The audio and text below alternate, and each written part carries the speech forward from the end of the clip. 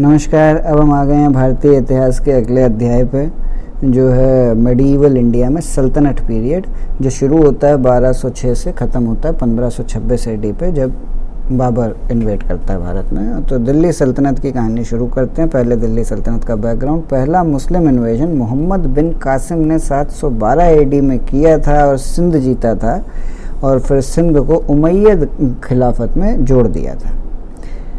पहला तुर्क इन्वेजन महमूद गजनवी ने किया था 998 AD में, और वो 1030 तक करता रहा। टोटल उसने 17 एक्सपेडिशन भारत में किए और भारत की वेल्थ वो कमा के ले जाता था। 1025 में उसने सोमनाथ के मंदिर का विध्वंस किया और काठियावाड़ साउथ में जो पड़ता है, और उसने 1026 में इस मंदिर को डिस्ट्रॉय कर दिया।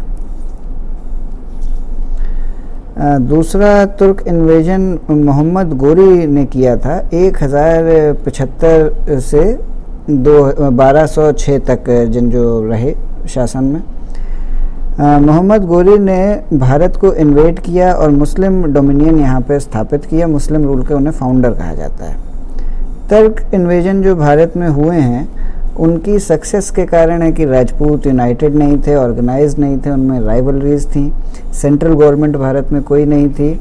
राजपूत किंगडम बहुत छोटे और स्कैटर्ड थे। तुर्क ज़्यादा बेटर ऑर्गेनाइज्ड थे। म्यूचुअल कोऑपरेशन जो नहीं था राजपूतों में, उसका उन्होंने फ़ायदा उठाया। दिल्ली सल्तनत शुरू करते हैं। महमूद गोरी के समय पे नया पॉलिटिकल आइडेंटिटी भारत का दिल्ली सल्तनत बन गया। इसमें 5 डिस्टिंक्ट पीरियड हैं। एक है मामलूक या स्लेव या डायनेस्टी, जो है 1206 से 1290 तक। खिलजी डायनेस्टी 1290 से 1320 तक। तुगलक डायनेस्टी 1320 से 1414 तक। सैयद डायनेस्टी 1414 से 1451 तक, और लोधी डायनेस्टी 1451 से 1526 तक। इसके बाद अब शुरू करते हैं स्लेव डायनेस्टी, जो 1206 से 1290 तक थी। इसमें पहले शासक थे कुतुबुद्दीन ऐबक, जो कि एक तुर्क स्लेव थे। मोहम्मद गोरी ने उनको खरीद रखा था, बाद में उनको अपना गवर्नर बना दिया, और गोरी की मौत के बाद ऐबक जो है मास्टर बने हिंदुस्तान के, और उन्होंने स्लेव डायनेस्टी 1206 में भारत में शुरुआत की। वो अपनी जनरॉसिटी के लिए मशहूर थे। उनको लाख बख्श कहते थे, मतलब जो लाखों बांटता है।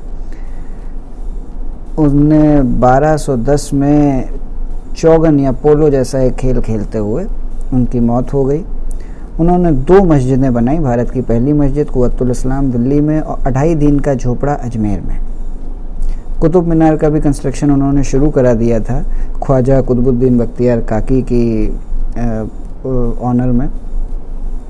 ऐबक लर्निंग का बहुत बड़ा पैटर्न था। उसने हसनुन निज़ामी, जिसने ताजुल मसीर लिखी थी, और फ़खरुद्दीन, जिसने तारीख़ मुबारक शाही लिखी थी, वो दोनों उसी के समय पे थे। फिर हैं शमशुद्दीन इल्तुतमिश, जिन्होंने 1211 से 36 तक राज किया। वो ऐबक के स्लेव थे। वो दिल्ली के थ्रोन पे 1211 में आए आराम बख्श को हटा के। बहुत केपेबल रूलर थे और रियल फाउंडर माने जाते हैं दिल्ली सल्तनत के। उन्होंने दिल्ली को राजधानी बनाया लाहौर की जगह। दिल्ली सल्तनत को चंगेज़ खान से, जो कि मंगोल था, उनसे बचाया, और ख्वारिज़्म शाह, जिसको कि चंगेज़ पीछा कर रहा था, पकड़ना चाहता था, उसको इन्होंने शेल्टर नहीं दिया, जिससे कि चंगेज़ ने इन पर हमला नहीं किया। सिल्वर कॉइन्स या टका, कॉपर कॉइन्स या जीतल इन्होंने शुरू कराए थे। इक्ता सिस्टम शुरू कराया था, और सिविल एडमिनिस्ट्रेशन और आर्मी में नए नए रिफॉर्म कराए थे, और आर्मी अब सेंट्रली पेड और रिक्रूटेड हो गई थी। स्लेव्स की एक ऑफिशियल नोबिलिटी उसने बनवाई, जिसे चहलगानी या चालीसा कहते थे, 40 लोगों का ग्रुप। उसने कुतुब मीनार का कंस्ट्रक्शन पूरा करवाया, जो ऐबक ने शुरू करवा दिया था, और मिन्हास-उस-सिराज, जिसने तबाकती नासिरी लिखी थी, वो इसके समय पे ही था। उसके बाद रुकनुद्दीन ने 1236 में शासन किया। इल्तुतमिश का वो बेटा था। शाह तुर्कान, जो इल्तुतमिश की पत्नी थी, उसका बेटा था ये। उसको फिर रज़िया ने हटाया, जो इल्तुतमिश की बेटी थी। जब वो अवध गया हुआ था, जब अवध में उसके खिलाफ रेबेलियन हो रहा था, उसे वो दबाने गया, और रज़िया उसकी जगह राजा बन गई। इल्तुतमिश ने चाहा था कि रज़िया ही उसकी सक्सेसर बने, लेकिन नोबल्स ने रुकनुद्दीन फिरोज़ को थ्रोन पर बैठा दिया था। फिर उसके बाद रज़िया शासन करने लगी। वो पहली और इकलौती मुस्लिम महिला थी जिसने भारत पे शासन किया। बहुत पॉपुलर थी लोगों के बीच में, लेकिन जो थियोलॉजियन, जो उलेमा होता था, वो इनके खिलाफ था। और एक एबिसिनिया का एक स्लेव था, गुलाम याकूत, जिसकी काफ़ी फेमस कहानी है, वो इसके साथ रहता था, तो वो लोगों को पसंद नहीं था। राजा बनने के बाद मुल्तान, बदायूं, हंसी और लाहौर के गवर्नर उसके खिलाफ रिवोल्ट पे आ गए। भटिंडा का भी गवर्नर रिवोल्ट पे आ गया, अल्तुनिया। उसने इनकी सुजरेनिटी एक्सेप्ट करने से मना कर दिया था। रज़िया याकूत के साथ अल्तुनिया के खिलाफ लड़ने जा रही थी। उसी समय अल्तुनिया ने याकूत को मरवा दिया, रज़िया को अपना गुलाम बना लिया। बाद में रज़िया से उसने शादी कर ली और दोनों एक साथ दिल्ली की तरफ जा रहे थे। उसी रास्ते में एक कॉन्स्पिरेसी हुई जिसमें कैथल में रज़िया सुल्तान को मार दिया गया 1240 में। उसके बाद इल्तुतमिश का तीसरा बेटा था बहरम शाह, वो 1240 में गद्दी पे पहुंचा दिल्ली की, और चालीसा की मदद से वो पहुंचा था। नायब ई ममलकत जो कि रीजेंट होता था, वो डिफैक्टो रूलर था, इसको डिजोर रूलर ही मानते थे। बहरम शाह की मौत हो गई और जब अपने आप को वो असर्ट नहीं कर पाया। उसके बाद मसूद शाह 1242 में रुकनुद्दीन फ़िरोज़ का बेटा राजा बना। उसको फिर 1246 में बलबन ने हटवा के नसीरुद्दीन मोहम्मद की माँ मालिकी जहान जो थी उसके साथ मिलके, और नसीरुद्दीन महमूद को नया सुल्तान बनाया। नसीरुद्दीन महमूद 1246 से 1266 तक भारत के राजा रहे। वो इल्तुतमिश के बेटे थे और दरवेशी राजा उन्हें कहा जाता था क्योंकि वो बहुत पायस और नोबल थे। 20 साल तक उन्होंने राज किया बलबन की मदद से। तो 1246 से 1266 तक बलबन रीजेंट थे और नसीरुद्दीन महमूद राजा थे, और मलिकाए जहां ने मदद की थी उनको बनाने में। अब आ जाते हैं बलबन पे। बलबन 1266 में थ्रोन उन्हें मिला। चालीसा की ताकत उन्होंने छोड़ी, क्राउन की प्रेस्टीज बढ़ाई, स्टेबिलिटी सल्तनत की बढ़ाने में उन्होंने काम किया, स्पाइस लगाए जिससे उनको सब जानकारी मिलती रही, सेंट्रलाइज्ड आर्मी बनाई इंटरनल डिस्टर्बेंस और मंगोलों को दूर रखने के लिए, एक मिलिट्री डिपार्टमेंट बनाया दीवानी अर्ज, और एक पर्शियन कोर्ट मॉडल पे एक किंगशिप शुरू की जिसमें ज़िल इलाही, शैडो ऑफ गॉड राजा को कहा जाने लगा। सजदा और पैबोस, सजदा माने राजा के सामने झुकना और पैबोस माने उनके पैर चूमना, ये आम चीज़ें कर दी उसने। मेवाती राजपूताना जो था दोआब में जिसका शासन हुआ करता था, वहाँ पे उसने अपने किले बनवाए, उनको हटाया। अपने अंतिम दिनों में उसने सल्तनत के अफेयर्स नहीं देख पाए। उसके सबसे बड़े और सबसे प्यार जिससे वो करता था वो बेटा मोहम्मद जो था उसकी वजह से, और जो उसका सबसे पसंदीदा स्लेव था तुगरील, उसकी रेबेलियन की वजह से वो नहीं कर पाया। 1285 में वो मंगोलों से लड़ रहा था, उस समय मोहम्मद की मौत हो गई और तुगरील को पकड़ के उसकी गर्दन कटवा दी थी बलबन ने। 1286 में बलबन की मौत के बाद कैकूबाद जो बलबन का पोता था वो राजा बना, और फ़खरुद्दीन जो कोतवाल था दिल्ली का, उसने इनको राजा बनने में मदद की। उसको हाई पॉलिटिकल अथॉरिटी मिली। बलबन के अंतिम समय में वो बलबन का काफ़ी खास था फ़खरुद्दीन, इसलिए उसको ये मौका मिला। लेकिन कैकूबाद को खिलजी फैमिली के लोगों ने मरवा दिया। इसके बाद स्लेव डायनेस्टी ख़त्म हो गई और खिलजी डायनेस्टी दिल्ली में शुरू हो गई। खिलजी डायनेस्टी चलती है 1290 से 320 एडी तक। इसकी संस्थापक हैं जलालुद्दीन खिलजी। उनके बाद 1290 से 96 तक उनके राज के बाद 96 में अलाउद्दीन खिलजी जो कि उनके नेफ्यू और सन इन लॉ दोनों थे, वो इनको मार के थ्रोन पे बैठे 1296 में। पहली बार एक तुर्किश सुल्तान दिल्ली का बना था और उसने किंगशिप बिना किसी किंगशिप के पाली थी। अलाउद्दीन खिलजी की बात कर लेते हैं। भारत के सबसे महान शासकों में से एक हैं। उन्होंने गुजरात जीता 1298 में, रणथंबोर 1301 में, मेवाड़ 1303 में, मालवा 1305 में, जालौर 1311 में, इनमें से रणथंभौर, मेवाड़, जालौर में फत्ता और जौहर की कहानियाँ प्रसिद्ध हैं। फिर दक्कन में अलाउद्दीन अपनी आर्मी का लीडर मलिक कफूर को बना के भेजते हैं, जो रामचंद्र यादव राजा हैं देवगिरी को, उसको हराते हैं। प्रताप रुद्रदेव जो ककातिया राजा हैं वारंगल के, उसको हराते हैं। वीर बल्लाल तृतीय जो होयसल राजा हैं द्वार समुद्र के, उसको हराते हैं। और वीर पांड्या जो पांड्या राजा हैं मदुरई के, उसको भी हरा देते हैं। एडमिनिस्ट्रेशन में भी अलाउद्दीन खिलजी ने कुछ रिफॉर्म किए, जिसमें कि नोबल्स की ताकत कम करने के लिए एक कुछ ऑर्डिनेंस डाले, 4 ऑर्डिनेंस डाले, जिसमें पहला ऑर्डिनेंस कहता है कि रिलीजियस एंडाउमेंट्स और फ्री ग्रांट्स ऑफ लैंड जो थे वो कॉन्फिस्केट कर लिए जाएंगे, जो धार्मिक कारणों से लोगों को इनाम दिए गए थे वो। दूसरा ऑर्डिनेंस था कि स्पाई सिस्टम जो था इल्तुतमिश बलबन का, उसको वापस लाया जाएगा। तीसरा ऑर्डिनेंस कि वाइन पीना अब बंद हो जाएगा।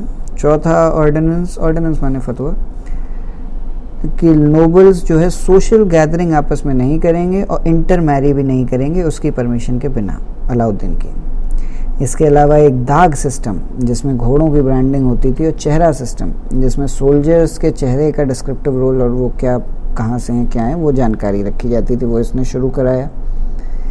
अलाउद्दीन ने ये भी शुरू कराया कि जितनी भी ज़मीन है उसको मेजर किया जाएगा और स्टेट का शेयर फिर फिक्स किया जाएगा।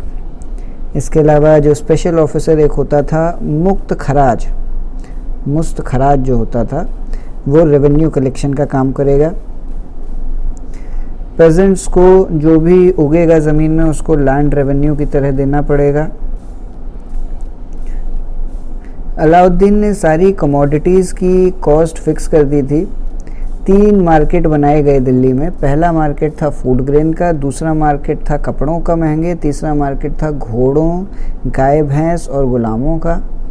हर एक मार्केट एक हाई ऑफिसर शाहना करके होता था, उसके कंट्रोल में था। वो एक रजिस्टर बना के रखता था मर्चेंट्स का और शॉपकीपर्स का और प्राइसेस का, जिससे उसको जानकारी रहे। 2 ऑफिसर होते थे जो मार्केट में ये कोई बेईमानी ना कर पाए इसका काम करते थे, शाहनाए मंडी और दीवान रियासत। ओपन मार्केट में सारे वो गुड्स लाए जाते थे जिन्हें बेचना होता था, उस ओपन मार्केट को कहते थे सराय आदल। कई सारे उसने फोर्ट भी बनवाए, जिनमें से सबसे ज़रूरी और फेमस है अलाई फोर्ट। इसके अलावा उसने अलाई दरवाज़ा बनवाया जो कुतुब मीनार की एंट्रेंस है। इसके अलावा उसने एक पैलेस बनवाया हज़ारों पिलर्स का, जैसे 1000 सुतून कहते हैं। आर्ट और लर्निंग का बढ़िया पैटर्न था वो, और अमीर खुसरो जैसे एक महान पोएट और म्यूजिशियन उसके कोर्ट में थे। 1316 में अलाउद्दीन की मौत के बाद मलिक कफूर, जिसको कि 1000 दिनारी कहते थे, वो शासन पे बैठा। लेकिन कफूर के मरने से पहले ही शिहाबुद्दीन जो अलाउद्दीन का 6 साल का बेटा था उसको राजा बना दिया गया, और जो सबसे बड़ा बेटा था मुबारक खान, उसको जेल में डाल दिया गया। अलाउद्दीन की फैमिली के जो लॉयल लोग थे उन्होंने मलिक कफूर को मरवा दिया। तो मुबारक खान 1316 से 1320 तक शासन करता है। कफूर की मौत के बाद मुबारक खान बच के आ जाता है जेल से और रीजेंट बन जाता है शिहाबुद्दीन का, जिसको शासक बना दिया गया है। जैसे ही उसे पहला मौका मिलता है वो तुरंत राजा बनता है, लेकिन कुछ ही साल तक राज कर पाता है, क्योंकि वो अपने जीवन उसका जीने का ऐसा तरीका था नशा और उस सब का कि वो नहीं ज़्यादा दिन तक जीवित रह पाया। मुबारक हसन जो उसका लवर था, उसको अथॉरिटी दे दी गई थी आर्मी और पैलेस गार्ड्स की, और सुल्तान के पूरे पैलेस की अंत में पूरी ताकत मुबारक हसन के पास थी। मुबारक हसन को फिर खुसरो खान का टाइटल दिया सुल्तान ने, और खुसरो खान ने कुछ ही महीनों के बाद मुबारक खान को मार दिया और फिर नसीरुद्दीन का नाम ले लिया मिड 1320 में, और 1320 में वो शासक बन गया। 1320 में खुसरो खान को गाजी मलिक जो दीपालपुर का गवर्नर था उसने मार दिया, जब वो गाजी मलिक का रिबेलियन रोकने गया था, और उसका बेटा फखरुद्दीन जौना उसको भी मार दिया गया। इसी के साथ खिलजी वंश का अंत हुआ और तुगलक डायनेस्टी दिल्ली में शुरू हुई। तुगलक डायनेस्टी चलती है 1320 से 1414 तक। तो खुसरो खान की जो मौत हुई 1320 में, गयासुद्दीन तुगलक ने फिर राज शुरू किया 1320 से 25 तक। तो गाजी मलिक जो आदमी था उसी का नाम गयासुद्दीन तुगलक था। उसने 1320 में खुसरो खान जो अंतिम शासक थे खिलजी डायनेस्टी के, उसको मारा और शासन करना शुरू किया। उसका भी एक्सीडेंट हुआ 1325 में और मौत हो गई। और उसका बेटा जौना खान, जिसे उलूग खान भी कहते थे, वो अगला शासक बना और उसने फिर अपना नाम रखा मोहम्मद बिन तुगलक। मोहम्मद बिन तुगलक या प्रिंस जौना जो गयासुद्दीन तुगलक के बेटे थे, वो बहुत महान आदमी हैं, काफ़ी प्रसिद्ध हैं भारतीय इतिहास में। उन्होंने कई सारे एडमिनिस्ट्रेटिव रिफॉर्म करने की कोशिश की, लेकिन वो सफल नहीं हो पाए। एक तो उन्होंने दोआब में टैक्सेशन शुरू किया 1326 में, जो कि सही नहीं चला गंगा यमुना के दोआब में। इससे रेट ऑफ टैक्सेशन उसने बढ़ाया और कुछ अबवाब या सेसेस एडिशनल जोड़े भी। जो टोटल शेयर था स्टेट का वो अलाउद्दीन जैसा ही बना रहा, एक्चुअल प्रोड्यूस के ही हिसाब से नहीं, फिक्स्ड कर दिया गया था। प्राइसेस भी आर्टिफिशियली फिक्स्ड कर दी गई थी और 20 गुना, ऐसा कहा गया, 20 गुना ऐड हुआ था हाउस टैक्स में, जो घरी जिसे बोलते थे, और चरही या पैस्चर टैक्स में 20 गुना बढ़ा दिए गए थे ये टैक्सेस। उसने एक नया डिपार्टमेंट खोला एग्रीकल्चर का, जैसे दीवान कोही कहते थे, याद रखिए, दीवान कोही मोहम्मद बिन तुगलक ने शुरू कराया, जिसका कि मेन ऑब्जेक्ट था कि ज़्यादा से ज़्यादा ज़मीन कल्टीवेशन में लाई जाए पेजेंट्स की मदद करके। इसके अलावा उसने कैपिटल जो थी भारत की वो दिल्ली से देवगिरी ट्रांसफ़र करने की कोशिश की अपने दूसरे ही साल 1327 में। इससे क्या हुआ कि देवगिरी को वो चाहता था कि अपने टर्किश एक्सपेंशन जो किया जाए साउथ इंडिया में, तो इसलिए देवगिरी पास में रहेगा, तो उसे सेकंड कैपिटल बना के रखा जाए। तो देवगिरी का नाम बदल के दौलताबाद किया गया। कई सारे लोग जो है पैदल पैदल दिल्ली से देवगिरी गए, लेकिन 1-2 साल के बाद ही मोहम्मद बिन तुगलक ने ये तय किया कि देवगिरी छोड़ना पड़ेगा, कि वहाँ से साउथ इंडिया पकड़ने का कोई खास अलग फ़ायदा नहीं था, पानी की वहाँ पे समस्या थी, और नॉर्थ इंडिया को दौलताबाद या देवगिरी से कंट्रोल करना मुश्किल हो रहा था।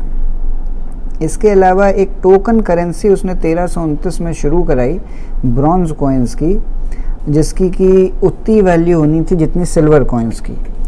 लेकिन वो ये करते समय आम जनता को ब्रॉन्ज के सिक्के बनाने से नहीं रोक पाया, और जो नए सिक्के आए थे वो तुरंत बहुत डिवैल्यू हो गए, क्योंकि लोगों ने अपने घर में बना के देना शुरू कर दिया। अंततः ये जो टोकन करेंसी थी ये पूरी मोहम्मद बिन तुगलक को विड्रॉ करनी पड़ी, और जो ब्रॉन्ज के सिक्के लोगों के पास थे उसके बदले लोगों को सिल्वर सिक्के उसे देने पड़े। फिर खुरासान का एक्सपेडिशन है उसका 1329 का। वो यूनिवर्सल कॉन्क्वेस्ट के सपने देखता था, इसलिए उसने सोचा कि खुरासान और इराक में भी अपनी सेना ले जाके जीती जाए। इसके लिए खुरासानी नोबल्स ने उसको उकसाया था जो वहीं कोर्ट में रहते थे, और खुरासान में इंस्टेबिलिटी भी थी क्योंकि वहाँ का जो शासक था अबू सईद, उसको लोग पसंद नहीं करते थे, लेकिन ये एक्सपेडिशन भी उसे बीच में रोकना पड़ा। इसके अलावा कराचील का एक्सपेडिशन है उसका 1330 का, कुमाऊँ हिल जो हिमालय की हैं वहाँ के लिए, क्योंकि ऐसा लग रहा था कि चाइनीज़ वहाँ से भारत में शायद आ जाएंगे। और भी कुछ जो कुमाऊँ गढ़वाल की जो ट्राइब्स थी उनको डराने के लिए ये किया गया था, और दिल्ली सल्तनत में उन्हें लाने के लिए। पहला तो अटैक सक्सेसफुल रहा, लेकिन जब बारिश शुरू हो गई तो फिर उसकी सेना को वापस आना पड़ा। इन्हीं प्रोजेक्ट्स की वजह से रिवोल्ट शुरू हुआ, और अंत में उसके में 36 रिवोल्ट टोटल 25 साल के उसके जीवन काल में हुए, और उन्हीं पे उसको लड़ाई लड़ते रहना पड़ा। इसी बीच में जलालुद्दीन एहसान शाह ने 1335 में मदुरई को इंडिपेंडेंट कर लिया। 1336 में हरिहर और बुक्का ने विजयनगर अलग कर लिया, और वारंगल कन्हैया ने एक अलग इंडिपेंडेंट राज्य बना लिया। 1341 से 47 तक साद अमीर जो थे उन्होंने कई रिवोल्ट किए, और 1347 में हसन गंगू ने बहमनी किंगडम अलग बना लिया था। उसकी मौत ठट्टा में हुई 1351 में, जब वो सिंध जा रहा था। तागी जो एक तुर्किश स्लेव था उसका रेबेलियन रोकने के लिए और सिंध जीतने के लिए, तो ठट्टा में उसकी मौत हो गई। इसके बाद 1351 में फिरोज शाह तुगलक, जो कि मोहम्मद बिन तुगलक का कज़न था, वो थ्रोन पे बैठता है, जिसके मोहम्मद बिन तुगलक की मौत के बाद नोबल्स और थियोलॉजियंस ने इनको चुना है अगला सुल्तान बनाने के लिए। फिरोज शाह की प्रॉब्लम कई सारी थी, दिल्ली सल्तनत टूटना मेन थी, तो उसने अपीज़ करना शुरू किया नोबिलिटी, आर्मी और थियोलॉजियंस को, और उस एरिया में अपनी अथॉरिटी कम कर दी। तो साउथ इंडिया और डेक्कन तो वो पूरी तरह भूल गया, और नॉर्थ इंडिया अपने आसपास के एरिया में भी लोगों की अपने साथ करने की कोशिश की।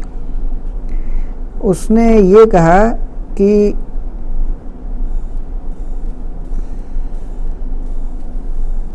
अगर किसी नोबल की मौत होती है तो उसके बेटे को वो पोजीशन मिलनी चाहिए, मतलब कि हेरिडिटरी कर दिया इक्ता सिस्टम को। और अगर बेटा नहीं है तो सन इन लॉ को मिलती है, और अगर सन इन लॉ भी नहीं है तो स्लेव को मिल जाती है। इक्ता सिस्टम हेरिडिटरी करने की कोशिश। इसी तरह आर्मी को भी उसने हेरिडिटरी कर दिया। इसीलिए लोगों ने अपनी जगह अपने बेटों को युद्ध में भेजना शुरू कर दिया। इसी के साथ साथ सोल्जर्स को कैश देना बंद करके लैंड रेवेन्यू में से हिस्सा, वजह का हिस्सा देना शुरू कर दिया गया। इसकी वजह से कई अब्यूज़ हुए। इसके अलावा उसने थियोलॉजियंस को जीतने के लिए अपने आप को ट्रू मुस्लिम कहा, किंग कहा, और ट्रूली इस्लामिक स्टेट हो गई है दिल्ली की, ऐसा कहना शुरू किया। और उन सब थियोलॉजियंस को हाई ऑफिसेस भी दिए गए, और जो ऑर्थोडॉक्स थियोलॉजियंस जो नॉन इस्लामिक जिन चीज़ों को कहते थे उन सबको बैन कराया। इसीलिए महिलाओं को जाके पीरों की ग्रेव्स पे, सेंट्स की ग्रेव पे जाके वर्शिप करने की मनाही हो गई। इसी समय पे फिरोज ने जिजिया शुरू कराया, और फिरोज ने रिफ्यूज़ कर दिया कि ब्राह्मण जो थे उनको जिजिया से जो अभी तक अलग रखा गया था, क्योंकि ये शरीयत में ऐसी तो कोई बात नहीं है कि ब्राह्मणों से ना लिया जाए, बाकी धर्म के लोगों से लिया जाए। तो जो नया टैक्सेशन सिस्टम था कुरान के हिसाब से, इसमें 4 तरह के टैक्स होते थे, जिसमें है खराज, ज़कात, जिजिया और खम्स। खराज एक लैंड टैक्स है जो टोटल प्रोड्यूस का 10% है। ज़कात प्रॉपर्टी टैक्स है जो प्रॉपर्टी का 2% है। जिजिया नॉन मुस्लिम से लिए जाने वाला टैक्स है। और खम्स जो भी युद्ध में बूटी पैसा कमाया जाएगा, जीता जाएगा, उसका 20% राजा को मिलने का है। इसके अलावा एग्रीकल्चर बढ़ाने के लिए उसने इरिगेशन पे काफ़ी काम किया, कई सारे कनाल रिपेयर कराए, और हक ई शर्ब या हासिली शर्ब एक वाटर टैक्स लगाना शुरू किया। वो एक महान बिल्डर था, उसने फतेहाबाद, हिसार, जौनपुर, फिरोज़ाबाद ये सब शहर बसाए। अशोक के 2 पिलर, एक तोपरा हरियाणा से और दूसरा मेरठ यूपी से, दोनों दिल्ली लाए गए। तोपरा वाला जो पिलर है वो बड़ा हिंदू राव के सामने रखा है, और मेरठ वाला जो पिलर है वो फिरोज शाह कोटला में रखा हुआ है। इसके अलावा दिल्ली में एक हॉस्पिटल भी उसने शुरू कराया जिसको दारुल शिफा कहते थे। एक नया डिपार्टमेंट शुरू कराया गया, दीवानी खैरत, जिससे कि गरीब लड़कियों की शादी के लिए पैसा दिया जा सके। इसके अलावा फिरोज ने इकोनॉमिक और पॉलिटिकल चीज़ों के लिए भी काफ़ी काम किया। उसने ये कहा कि जब भी कोई ऑफिशियल किसी जगह पे हमला करें तो एक सुंदर सा बड़े घर के बच्चे को लें और उसको सुल्तान के पास स्लेव बना के भेज दिया जाए। उसका टोटल रूल जो था वो पीस और ट्रैंक्विलिटी से भरा हुआ था, और उसके प्राइम मिनिस्टर खान जहां मकबूल की वजह से उसको ये फ़ायदा हुआ था। 1388 में फिरोज शाह तुगलक की मौत हो जाती है, और 1388 से 1414 के बीच में ये डायनेस्टी तुगलक की ख़त्म हो जाती है। मालवा, गुजरात और जौनपुर के जो शर्की किंगडम थे वो अलग अलग सल्तनत बन जाते हैं इसी काल में। तैमूर 1398 में तैमूर द लेम, जो कि एक टर्किश चीफ तैमूर लंग बहुत ही क्रूर कॉन्करर था, वो मंगोलिया से डिसेंड करता था चंगेज़ खान का। 1398 में मोहम्मद बिन तुगलक जब फिरोज शाह का एक डायनेस्टी का आगे का डिसेंडेंट जो अंतिम रूलर था वो शासन करता था, तब तैमूर भारत में आया उसने दिल्ली को पूरी तरह से प्लंडर किया, वापस सेंट्रल एशिया चला गया और अपने एक नॉमिनी खिज्र खान को पंजाब का शासन दे गया। 1404 में तैमूर की मौत हो गई जब वो चाइना का युद्ध लड़ने जा रहा था। इसके बाद 1414 से 1450 तक भारत में सैयद डायनेस्टी चलती है, जिसका संस्थापक खिज्र खान है, जो 1414 से 1421 तक दिल्ली पर शासन करता है और 1398 से 1414 तक पंजाब में। उसने दिल्ली कैप्चर किया, अपने आप को नया सुल्तान बोलना शुरू किया। उसके बाद 1421 में उसकी मौत के बाद मुबारक शाह अगला शासक बनता है। उसने मेवात, कटिहार और गंगा दोआब जो है उस एरिया में अपना वर्चस्व बढ़ाया। अंततः उसके कोर्ट के नोबल्स ने ही उसका मार दिया, उसका वध कर दिया। फिर 1334 में मोहम्मद शाह अगले सैयद शासक बनते हैं। 1343 तक के लिए नोबल्स ने ही उनको थ्रोन पे बिठाया था। उसको बहुत छोटा सा ही एरिया वो मोहम्मद शाह रूल करता था, 30 मील भर का, और वो भी उसके नोबल्स ही बाकी का एरिया रूल करते थे। 1400 ये सब 1400 में था। 1421 से 1434, 1434 से 1443, फिर 1443 से 1451 आलम शाह जो अंतिम सैयद राजा था वो शासन करता है।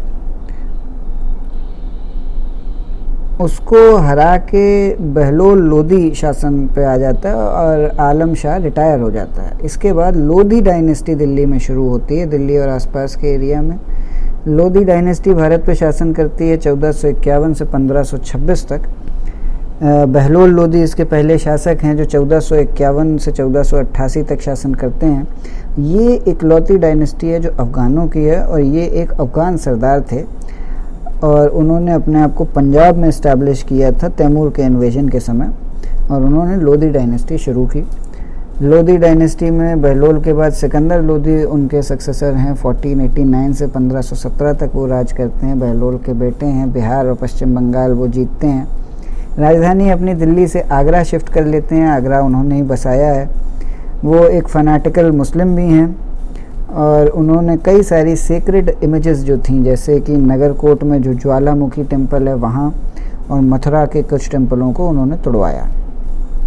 इसके अलावा एग्रीकल्चर के डेवलपमेंट में भी उन्होंने कीन इंटरेस्ट लिया और उन्होंने गाज ई सिकंदरी या सिकंदर की एक यार्ड कितनी होती है वो बताया, जो कि 32 डिजिट्स होंगी। कल्टिवेटेड फील्ड मेजर करने के लिए यूज़ किया जाने वाला एक इंस्ट्रूमेंट था वो। इनके बाद इनके बेटे सिकंदर लोधी के बेटे इब्राहिम लोधी 1517 में थ्रोन पे आते हैं। 1526 तक उन्होंने शासन किया।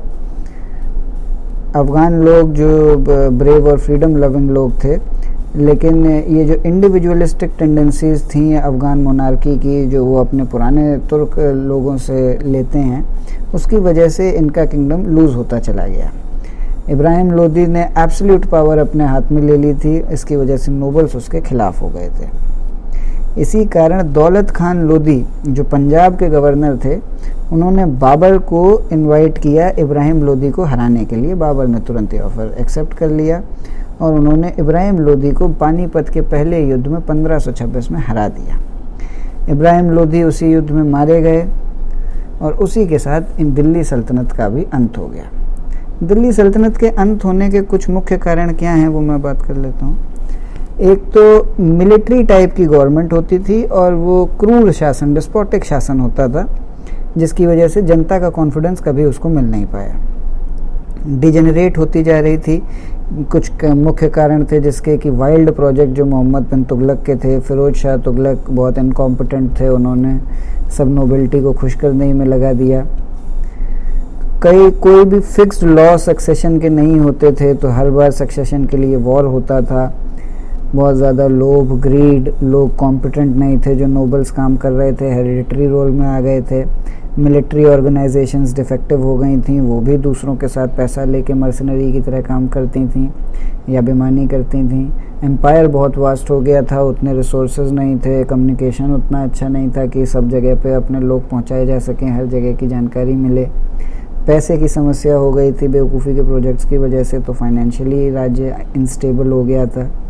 नंबर ऑफ स्लेव्स बहुत ज़्यादा बढ़ गए थे। फिरोज शाह के समय पे 1,80,000 बढ़ा दिए गए थे जब फिरोज शाह शासन कर रहा था, जिसकी वजह से ट्रेजरी पे बहुत ज़्यादा बोझ पड़ रहा था। अंततः तैमूर ने इन्वेड कर दिया, जिसकी वजह से काफ़ी दिक्कत हुई। दिल्ली सल्तनत के समय पे मंगोलों के इन्वेजन्स पे भी एक नज़र डाल लेते हैं। जब इल्तुतमिश शासन करते थे तब 1221 में चंगेज़ खान एक बार सिंधु नदी के तट तक आ गया था। जब 1241 में उन्हीं के वंशज मसूद राज करते थे तो तैर बहादुर पंजाब के अंदर आ गया था और 1245 में बलबन ने मंगोलों को हराया और मुल्तान वापस जीता उनसे। 1279 में जब बलबन का शासन था तब प्रिंस मोहम्मद जो था मुल्तान का, बुगरा खान समना का और मलिक मुबारक दिल्ली का, इन तीनों ने मिलकर मंगोलों को हराया। इसी तरह 1286 में भी बलबन के शासन के ही समय पे तैमूर भारत में आया, तमर भारत में आया था। तमर भी एक मंगोल था और प्रिंस मोहम्मद को युद्ध में अपनी जान गंवानी पड़ गई थी और उन्हें खान ई शाहिद का टाइटल भी दिया गया था। फिर जलालुद्दीन खिलजी के शासन में 1292 में अब्दुल्ला आया था नॉर्दर्न पार्ट में भारत के, और 4000 मंगोलों को इस्लाम में कन्वर्ट किया गया था और उनको फिर नए मुसलमान कहा गया था। ये हुआ है जलालुद्दीन खिलजी के शासन में 1292 में। फिर 1296 से 99 तक अलाउद्दीन खिलजी के शासन में ज़फ़र खान ने मंगोलों को जलंधर और सल्दी में हराया और उनके नेता को अपना बंधक बना लिया और ज़फ़र खान अंततः बैटल में ही मार दिए गए थे। अलाउद्दीन खिलजी के ही शासन में 1304 में अली बेग और ताश, दोनों जो मंगोल थे, उनको भी हरा के वापस भगा दिया गया। फिर मोहम्मद बिन तुगलक जब शासन में आए तो 1329 में तरमा शिरीन खान जो दिल्ली के आउटस्कर्ट्स तक आ गया था, उसको मोहम्मद बिन तुगलक ने हरा के वापस भेज दिया था। दिल्ली सल्तनत के समय के एडमिनिस्ट्रेशन की बात कर लेते हैं। जो टर्किश सुल्तान भारत के होते थे वो अपने आप को अब्बासीद खलीफत जो थी बगदाद की, उसका लेफ्टिनेंट बताते थे और अपने नाम के साथ एक खुतबा जोड़ के रखते थे। खुतबा में अपना नाम जोड़ के रखते थे। इसका ये खुतबा का ये मतलब नहीं है कि खलीफा ही असली राजा है, ये बस एक मॉरल पोजीशन खलीफा को दे दी गई कि उसके कहने की वजह से मैं राजा हूँ, भगवान की वजह से खलीफा राजा है। अल्लाह ने खलीफा को चुना और खलीफा ने मुझे, मतलब अल्लाह ने इनडायरेक्टली खलीफा के थ्रू मुझे चुना। इसके अलावा पॉलिटिकल, लीगल और मिलिट्री अथॉरिटी जो थी वो सुल्तान के ही हाथों में थी। एडमिनिस्ट्रेशन के लिए वही रिस्पॉन्सिबल था और कमांडर इन चीफ भी मिलिट्री फोर्सेस का वही था। सक्सेशन का कोई क्लियर लॉ नहीं था, इसी कारण से हर बार मिलिट्री स्ट्रेंथ के हिसाब से अगला सक्सेसर चुना जाता था। फिर सेंट्रल एडमिनिस्ट्रेशन में क्या क्या डिपार्टमेंट होते थे और उनके हेड को क्या कहते थे देख लेते हैं। दीवानी वजारत, डिपार्टमेंट ऑफ फाइनेंस, हेड करता था वज़ीर। दीवानी अरीज़, अरीज़ है मिलिट्री का। अरीज़ी मुमालिक, मुमालिक सारे हेड इस पूरे मिलिट्री का। दीवानी इंशा, कॉरेस्पॉन्डेंस का डिपार्टमेंट। दावरी मुमालिक उसको हेड करता था।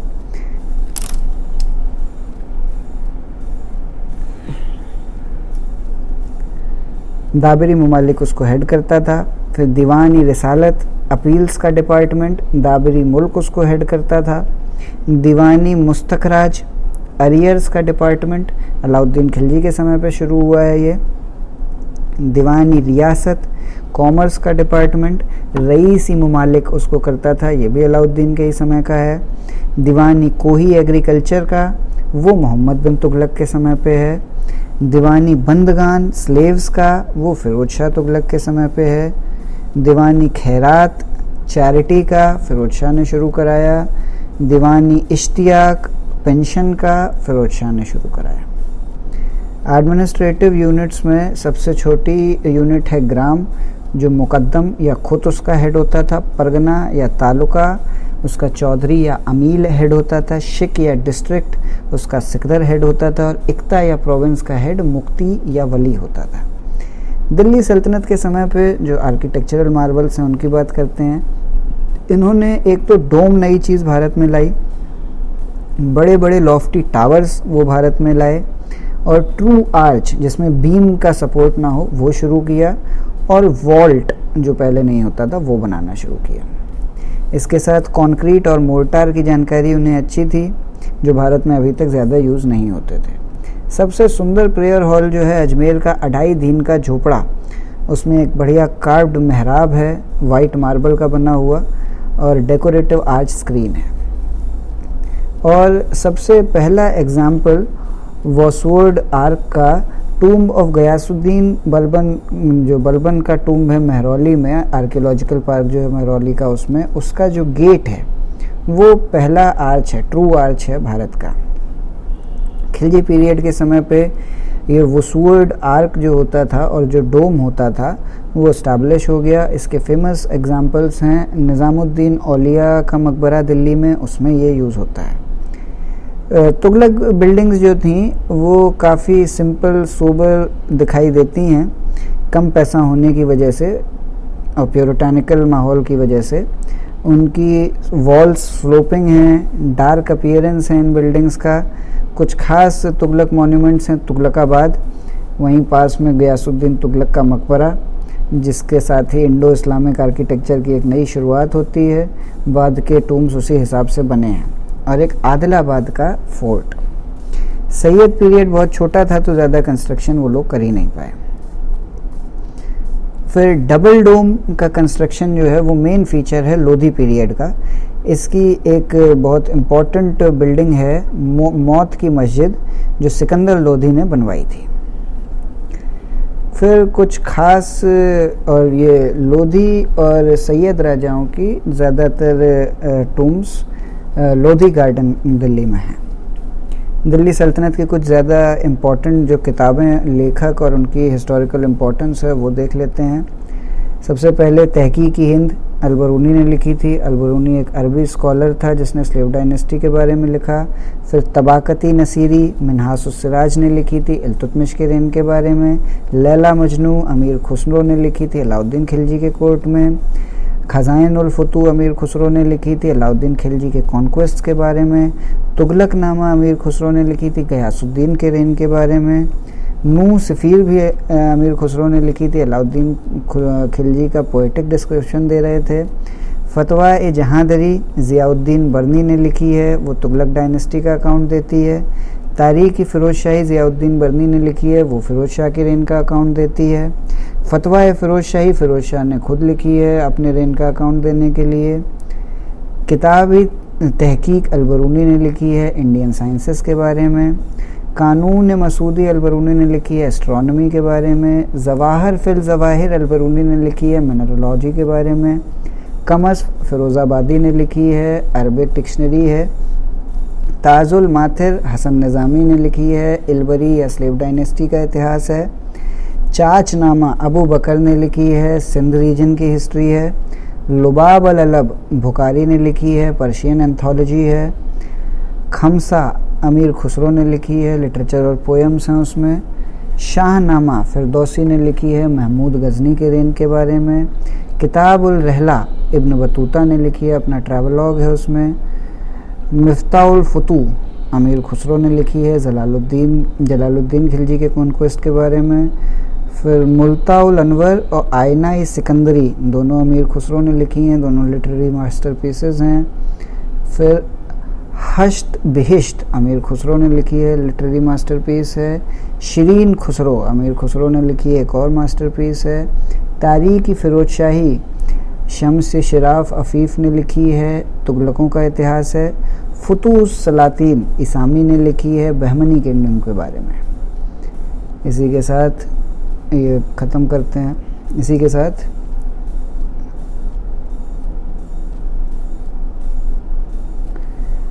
के साथ ये चैप्टर ख़त्म करते हैं मेडिवल हिस्ट्री में मुस्लिम रूलर्स के बारे में।